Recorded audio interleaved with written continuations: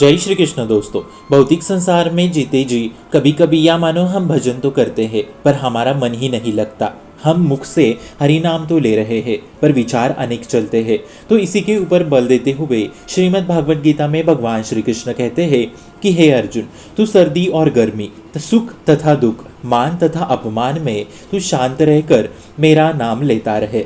दुख तथा अपमान को सोचकर और दुखी मत हो, बल्कि उसके ऊपर उठ और शांत रहकर सहनशील बन। इसके पश्चात ही तू ऊपर उठ सकेगा। इसलिए दोस्तों, हमें सर्दी हो या गर्मी, सुख हो या दुख, मान हो या अपमान, इन परिस्थितियों में सब सहन करके अपने चित्त को शांत करना ही पड़ेगा। अन्यथा हम उसी अपमान और दुख में और ज़्यादा दुख को प्राप्त करते हैं। इसलिए हमें उसे बर्दाश्त करना सीखना ही होगा। पद्म पुराण के अनुसार जो कटु शब्द, अपमान, भूख, प्यास सहन नहीं कर सकता वो निरंतर भजन भी नहीं कर सकता। स्तुति और निंदा दोनों में समान रहना होगा, सहना होगा उस निंदा को और स्तुति को, क्योंकि इसके बिना निरंतर भजन असंभव सा है। ये सब कुछ जो है वो मोह ही तो है, और हम जितना उसके बारे में सोचते हैं उतना मोह की ओर खींचे चले जाते हैं। इसलिए हर परिस्थिति को सहन कर शांतता बरतनी चाहिए। अब भजन तो भगवान का चिंतन होता है, और जब हम सुख दुख मान अपमान के बारे में सोचते हैं तब मोह का चिंतन होने लगता है और भगवान का चिंतन छूटने लगता है।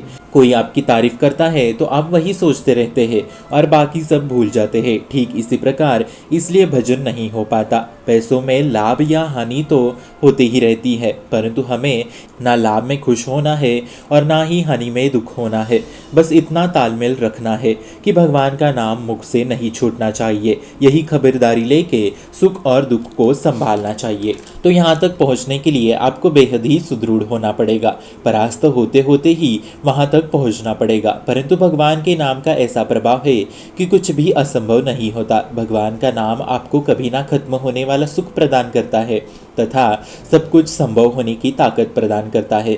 जहाँ उस मनुष्य का दुख, दरिद्र, अपमान, दर्द सब कुछ भगवान हर लेते हैं। ऐसा कुछ निरंतर भजन करने मात्र से ही होता है। इसलिए भौतिक संसार में रहकर मन को शांत कर निरंतर भजन करते रहना चाहिए। भजन आपको ऐसा बल देता है कि आप समस्त संसार पे विजय प्राप्त करने में सक्षम होते हैं।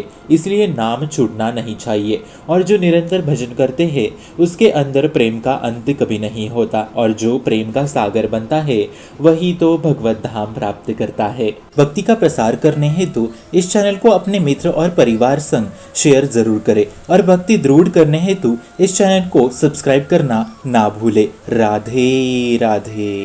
क्वेश्चंस के लिए कमेंट जरूर कीजिए, सपोर्ट के लिए सब्सक्राइब जरूर कीजिए। धन्यवाद।